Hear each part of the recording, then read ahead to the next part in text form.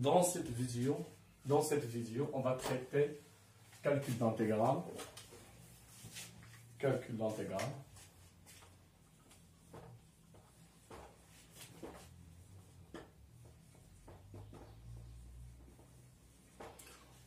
On va diviser ce résumé en 4 parties. La première partie, on va faire la définition. C'est quoi un intégral? C'est quoi un intégral? La deuxième partie, c'est la partie très importante. C'est comment calculer l'intégrale. Comment calculer un intégral, une intégrale. Et on a, pour le deuxième baccalauréat sciences physiques et SVT, on a deux méthodes. En utilisant la fonction primitive, à l'aide d'une fonction primitive, en utilisant l'intégration par partie.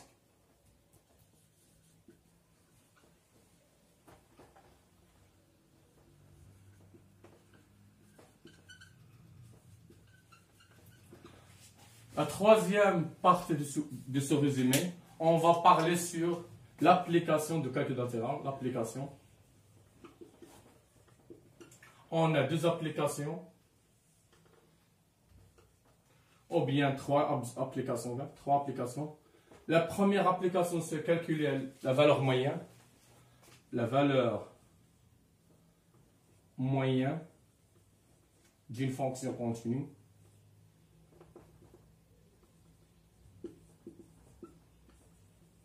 Sur un intervalle.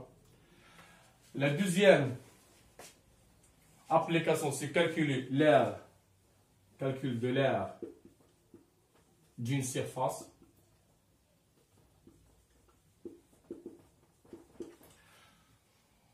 La troisième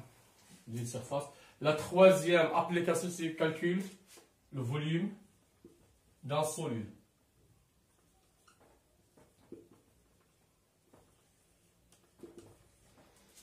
La quatrième partie de ce résumé, on va parler sur l'intégrale et l'ordre. La relation entre l'intégrale et l'ordre. Donc, on a 4 parties. Définition, calculer une intégrale en utilisant la fonction primitive et l'intégration. La deuxième méthode, c'est l'intégration par partie. L'application du calcul d'intégrale. On détermine une valeur moyenne d'une fonction continue sur un intervalle AB. On calcule l'aire d'une surface et le volume d'un solide. Puis on va parler sur l'intégrale, la relation entre l'intégrale, les relations entre l'intégrale et l'ordre. On va commencer. Définition.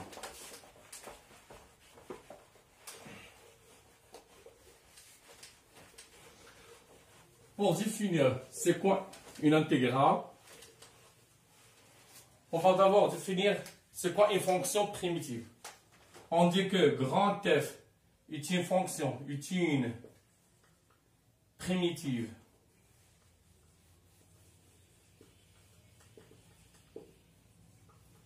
de F sur un intervalle I s'il vérifie deux conditions.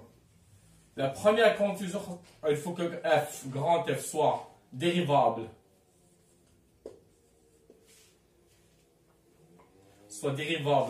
Sur U.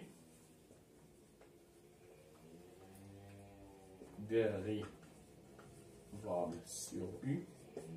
La deuxième condition, il faut que quel que soit x appartienne à I, f' de x, la fonction primitive f' de x égale f de x.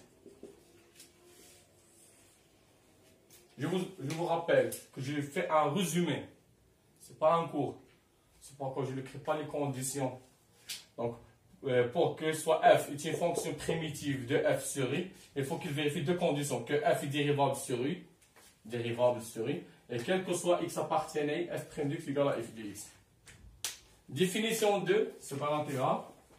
Une intégrale.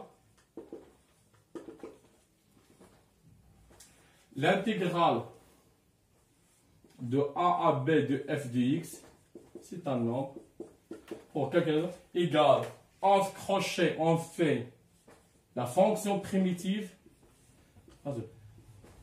J'insiste, je fais un résumé.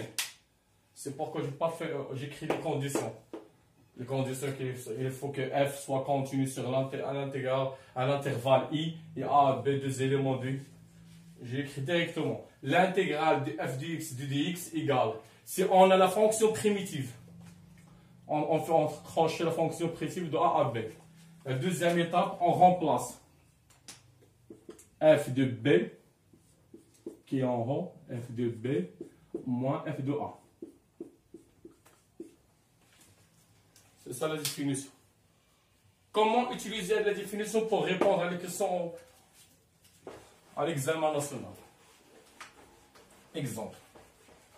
10% des questions en examen national, on utilise seulement la définition. Par exemple, il dit, exemple, on trouve la question par exemple, A, montrer que la fonction grand H pour tout x dépend de x ln de x moins x est une fonction primitive de h petit h pour tout x pour ln de x sur l'intervalle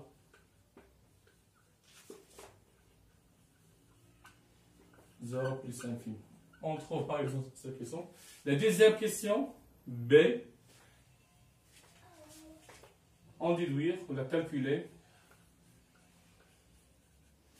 l'intégrale de 1 à e de ln de x de dx.